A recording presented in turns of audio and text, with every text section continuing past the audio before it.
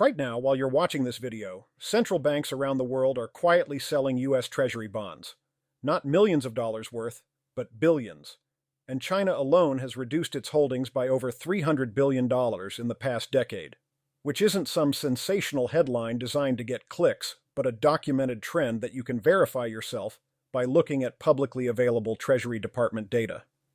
And if you think this doesn't affect you personally, that it's just some abstract financial maneuvering happening in boardrooms thousands of miles away, then the next few minutes are going to completely change how you understand what's happening to your money right now. Let's talk about something that's unfolding in real time, but most people aren't paying attention to because it's happening quietly, gradually, without dramatic announcements or breaking news alerts, and that's the global shift away from the US dollar as the undisputed center of the financial universe. The US dollar has been the world's reserve currency since 1944, which means that for 8 decades, international trade, commodities, financial transactions, everything flowed through dollars. And this system gave America absolutely enormous advantages, including lower borrowing costs, massive demand for our assets, and incredible leverage in global finance that no other country came close to enjoying. But something fundamental is changing, and you can see it in the numbers. China held over $1.3 trillion in U.S. Treasuries back in 2013, and today they're sitting at around $760 billion. Japan has trimmed its position by $220 billion just since 2022, and Saudi Arabia, Belgium, Switzerland, France, they're all scaling down their dollar holdings simultaneously. So what's driving this?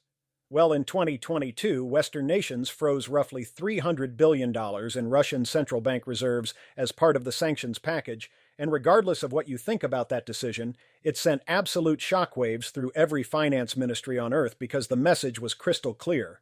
Holding dollars means your wealth is exposed to U.S. foreign policy decisions, and if Washington decides you're on the wrong side of something, your reserves can be frozen overnight. Countries started asking themselves a very uncomfortable question: what if we're next?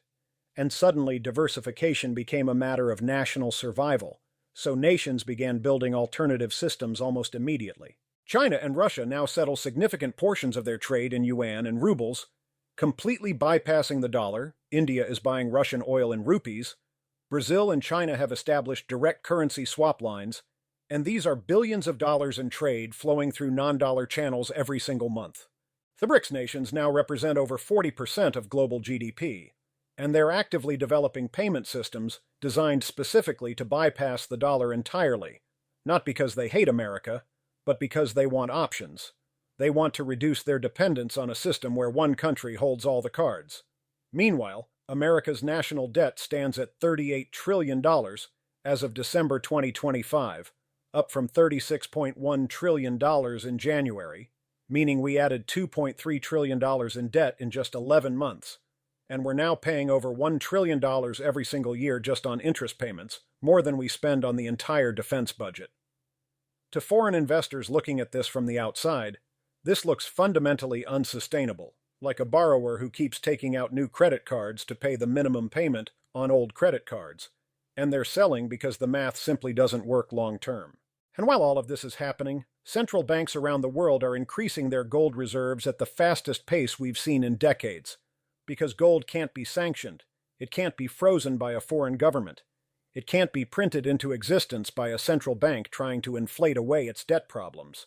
Poland has increased its gold reserves by about 80% in recent years, and China, India, Turkey, Russia, they're all buying gold aggressively, and the total share of gold in global reserves is rising while the dollar's share is falling. So here's where all of this stops being abstract and starts hitting you directly in your everyday life. Because when global demand for dollars decreases, the value of the dollar relative to other currencies tends to weaken, and that has very real consequences. Imported goods get more expensive almost immediately: electronics from Asia, cars from Europe or Japan, coffee from South America. All of it costs more dollars to buy when the dollar is weaker, and your purchasing power just shrinks, meaning the same $100 bill buys you less stuff than it used to. Inflation becomes dramatically harder to control because a weaker dollar makes imports costlier, which feeds price increases throughout the entire economy, and the Federal Reserve's job becomes infinitely more complicated because they need to keep interest rates high to defend the currency, but high interest rates slow economic growth, they pressure employment, they make mortgages more expensive, so the Fed is stuck between terrible options. Your savings lose value faster than you probably realize, because if you're holding only dollars like most Americans are, currency depreciation is silently eroding your wealth every single day, and it's essentially a hidden tax that just happens through the natural mechanics of currency debasement. This pattern isn't new, we've seen it before, and the British pound is probably the best example because it was the world's reserve currency for over 200 years.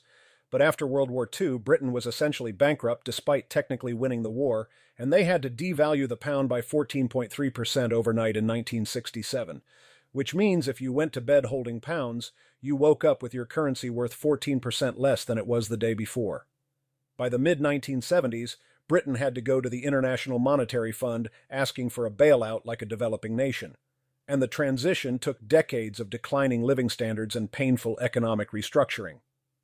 Before Britain, the Dutch guilder dominated global finance in the 1600s until wars, debt, and monetary expansion eroded confidence, and capital fled to London. The pattern is consistent. Reserve currency status isn't permanent, it lasts only as long as trust, fiscal discipline, and economic strength can support it, and when those things erode, money moves to wherever feels safer. Major financial institutions are repositioning right now. Asset managers like BlackRock have been diversifying portfolios internationally, reducing concentration risk by spreading investments across more geographies and currencies, and wealthy individuals are following the same playbook, holding assets in multiple currencies, buying property in stable foreign jurisdictions, increasing their allocation to precious metals. So what does this mean for you? First, understand your exposure, because if 100% of your savings and assets are in dollars, you are heavily concentrated in one currency during a period of significant structural change. Consider some level of diversification, maybe international stocks, commodities like gold or silver, just something that gives you exposure to assets that aren't entirely dependent on dollar strength. Second, focus on assets and skills that perform well regardless of which currency regime we're living in, because real skills and education increase your earning potential no matter what happens to exchange rates.